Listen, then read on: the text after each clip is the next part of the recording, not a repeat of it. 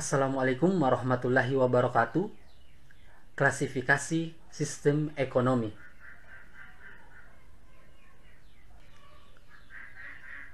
Apa itu sistem ekonomi? Sistem ekonomi adalah suatu cara untuk mengatur dan mengorganisasi segala aktivitas ekonomi dalam masyarakat, baik yang dilakukan oleh pemerintah atau swasta berdasarkan prinsip tertentu dalam rangka mencapai kemakmuran atau kesejahteraan. Menurut Dmitri 1996 mengatakan bahwa sistem ekonomi adalah suatu sistem yang mengatur serta menjalin hubungan ekonomi antar manusia dengan seperangkat kelembagaan dalam suatu ketahanan. Sedangkan menurut M.C. Eichhorn mendefinisikan sistem ekonomi adalah seperangkat mekanisme dan institusi untuk menjawab pertanyaan tentang apa, bagaimana, dan untuk siapa barang dan jasa diproduksi.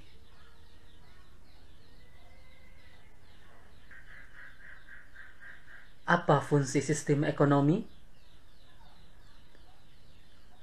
Sistem ekonomi bisa berjalan dengan baik, asal perangkat-perangkat ekonominya ada. Konsumen, produsen, pemerintah, dan lembaga keuangan adalah beberapa contoh dari perangkat ekonomi. Pada dasarnya, memiliki beberapa fungsi utama, yaitu yang pertama, mengkoordinasi kegiatan individu dalam suatu perekonomian. Yang kedua, menyediakan dorongan untuk menghasilkan barang atau jasa. Yang ketiga, mengatur pembagian hasil produksi ke seluruh lapisan masyarakat agar berjalan sesuai harapan. Yang keempat, menciptakan mekanisme tertentu agar distribusi barang dan jasa berjalan dengan baik.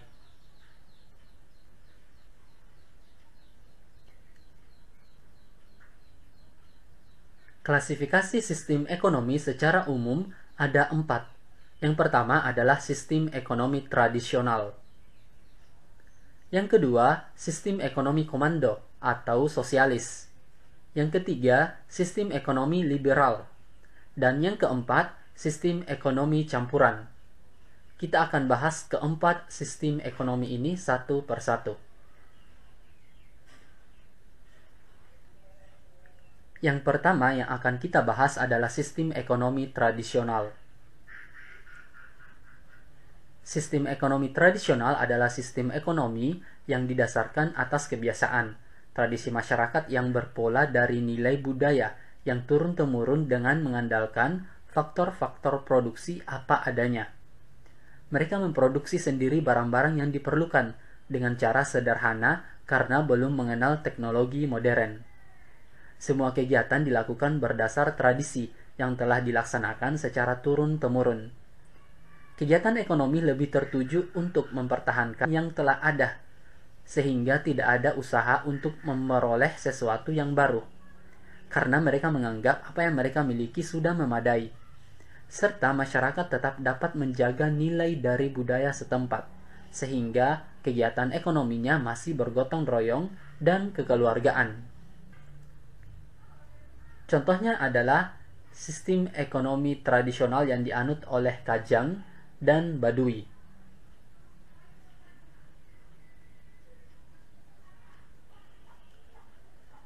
Ciri-ciri sistem ekonomi tradisional. Yang pertama, kegiatan ekonomi hanya mengandalkan sektor pertanian atau agraris. Yang kedua, belum mengenal perdagangan. Yang ketiga, rumah tangga produksi masih menyatu dengan rumah tangga konsumsi. Produsen mengonsumsi sendiri barang yang diproduksinya. Yang keempat, hanya sedikit menggunakan modal.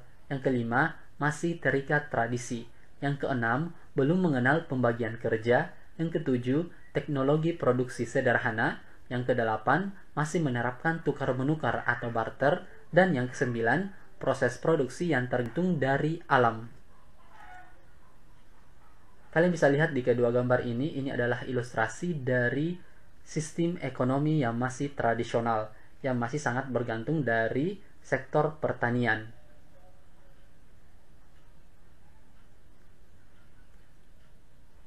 Kelebihan sistem ekonomi tradisional.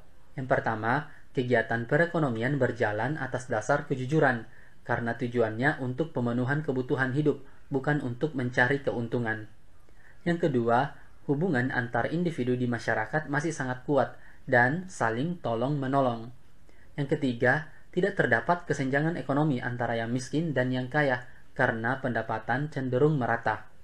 Yang keempat, tidak terdapat inflasi, pengangguran, dan masalah ekonomi yang lain yang terdapat pada sistem ekonomi yang lainnya.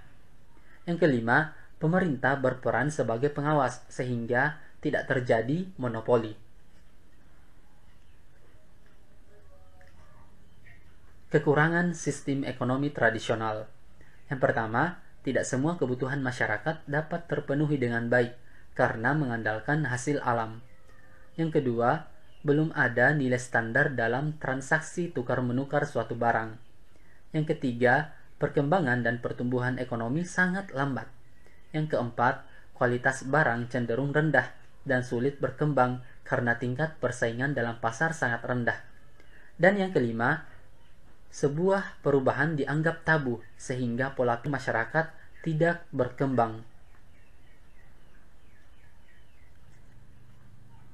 Selanjutnya adalah sistem ekonomi komando atau sosialis. Sistem ekonomi terpusat atau komando atau sosialis adalah sistem ekonomi di mana pemerintah memegang kunci atau dominan dalam pengaturan kegiatan ekonomi. Dominasi tersebut melalui pembatasan-pembatasan terhadap kegiatan ekonomi yang dilakukan oleh anggota masyarakat. Dalam sistem ekonomi terpusat, masyarakat tidak memiliki kebebasan dalam melakukan kegiatan produksi, distribusi, dan konsumsi. Negara yang menganut sistem ekonomi terpusat antara lain Republik Rakyat Cina, Rusia, Rumania, Kuba, dan negara-negara Eropa Timur. Dalam sistem ini, jenis dan jumlah barang yang diproduksi ditentukan oleh pemerintah. Oleh karena itu, pemerintah memiliki kebebasan yang besar terhadap faktor-faktor produksi, karena sebagian besar faktor produksi adalah milik pemerintah. Pencetus gagasan ekonomi terpusat adalah Karl Marx. Sosialisme dan komunisme merupakan contoh sistem ekonomi terpusat.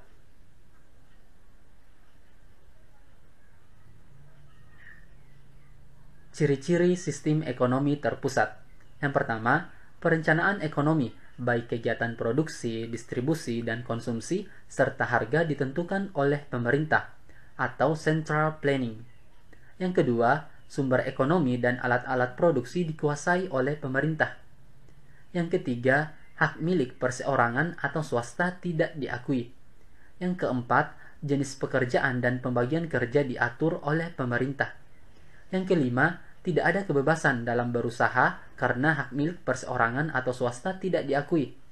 Yang keenam, seluruh alat-alat produksi dikuasai oleh negara.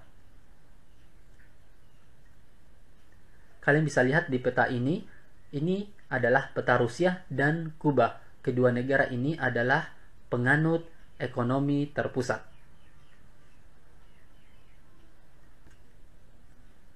Kelebihan sistem ekonomi terpusat.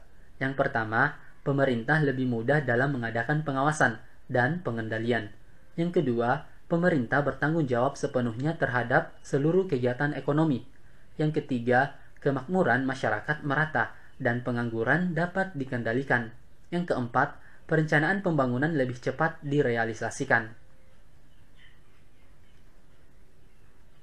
Kelemahan sistem ekonomi terpusat. Yang pertama, terdapat penindasan daya kreasi masyarakat sehingga hampir semua inisiatif, inovasi diprakarsai oleh pemerintah. Yang kedua, terdapat pasar gelap yang diakibatkan adanya pembatasan yang terlalu ketat. Yang ketiga, masyarakat tidak dijamin dalam memilih dan menentukan jenis pekerjaan serta memilih barang konsumsi yang dikehendaki. Yang keempat, pemerintah bersifat paternalistis, artinya aturan ditetapkan oleh pemerintah, seluruhnya benar dan harus dipatuhi. Dan yang kelima, barang yang didistribusikan oleh pemerintah tidak terlalu dibutuhkan oleh masyarakat.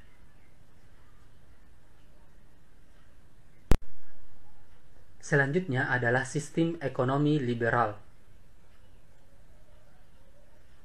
Sistem ekonomi liberal adalah suatu sistem ekonomi yang menghendaki kebebasan yang seluas-luasnya bagi setiap individu untuk melakukan tindakan ekonomi tanpa campur tangan dari pemerintah. Suatu kondisi di mana pemerintah benar-benar lepas tangan dalam pengambilan keputusan ekonomi dalam istilah ekonomi disebut laissez-faire. Setiap individu memiliki kebebasan dalam berusaha dan memiliki benda, baik berupa modal maupun benda-benda konsumsi.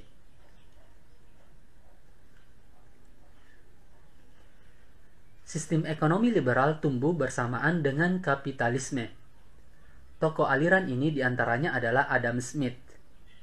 Negara-negara yang menganut sistem ekonomi liberal adalah Amerika Serikat, Inggris, Prancis, Belgia, Irlandia, Swiss, Kanada, dan Indonesia yang pernah menganut sistem ekonomi liberal pada tahun 1950-an.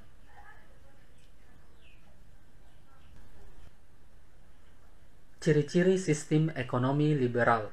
Yang pertama, pemerintah tidak ikut campur tangan secara langsung dalam kegiatan ekonomi.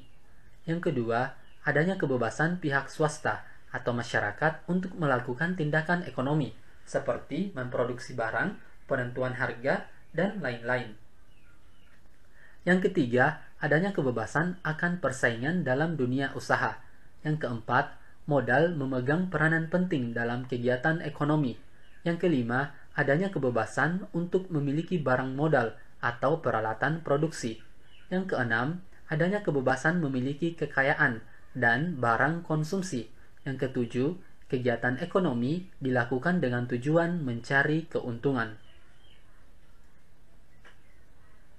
Kalian bisa lihat di ketiga peta ini, yang pertama Swiss, yang kedua Prancis, dan yang ketiga Kanada. Ketiga negara ini adalah negara-negara yang menganut sistem ekonomi liberal.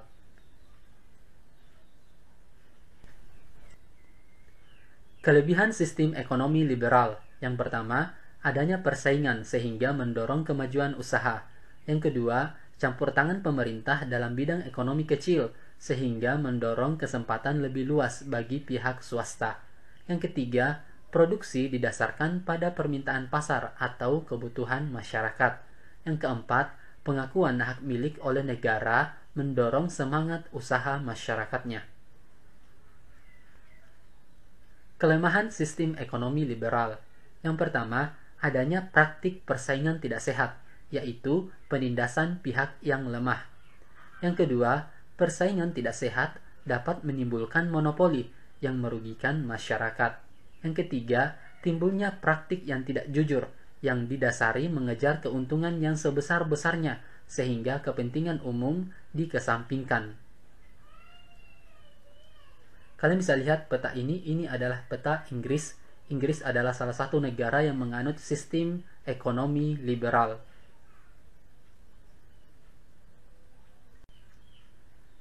Selanjutnya adalah sistem ekonomi campuran. Sistem ekonomi campuran adalah sistem ekonomi yang menghendaki kegiatan ekonomi ditangani dengan cara kerjasama antara pemerintah dan swasta.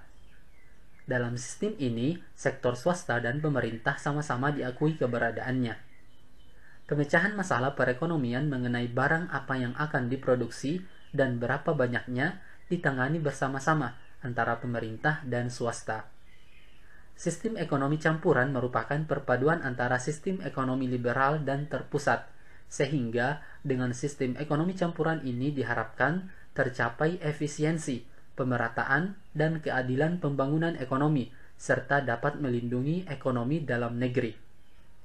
Sistem ekonomi ini banyak dipakai oleh negara-negara berkembang. Negara-negara yang menganut sistem ekonomi ini adalah bekas negara non-blok, mayoritas berada di Asia dan Afrika, seperti Indonesia, Mesir, dan Malaysia.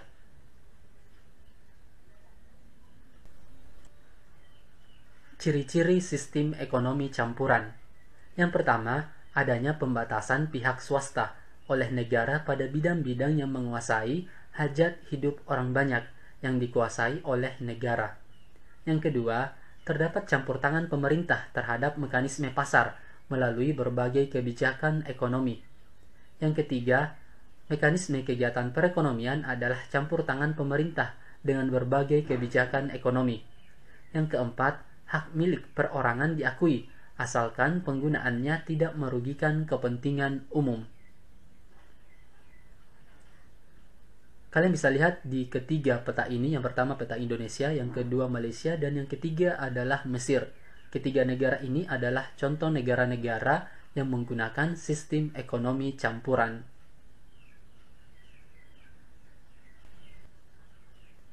Kelebihan sistem ekonomi campuran. Yang pertama, sektor ekonomi dikuasai oleh pemerintah yang bertujuan untuk kepentingan masyarakat.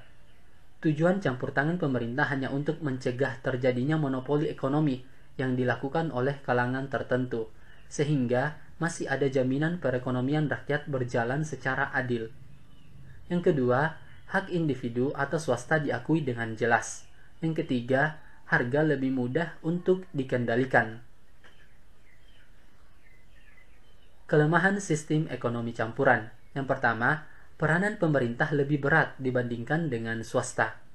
Yang kedua, timbulnya KKN, korupsi, kolusi, dan nepotisme dalam pemerintah karena banyak sektor-sektor produksi yang lebih menguntungkan pihak pemerintah, sedangkan sedikit sekali pengawasannya.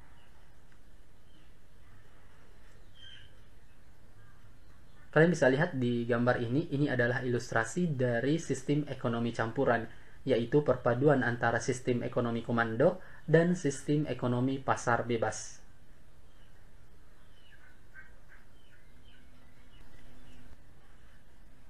Untuk lebih memahami klasifikasi sistem ekonomi, mulai dari tradisional, terpusat, liberal, sampai campuran, kalian bisa perhatikan gambar ini.